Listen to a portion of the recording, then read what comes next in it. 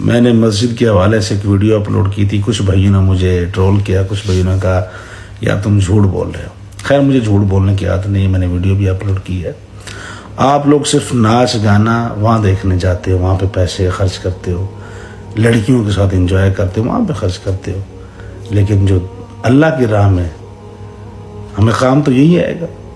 وہاں پر بچے نماز پڑھیں گے, وہاں پر قرآن پاک پڑھیں گے تو کتنا ثواب ملے گا آپ کو.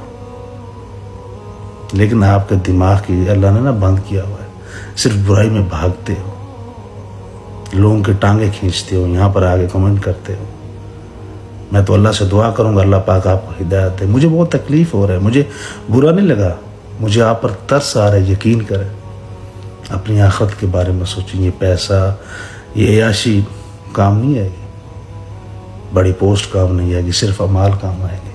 جو دنیا میں اچھا کر کے جاؤ گے وہ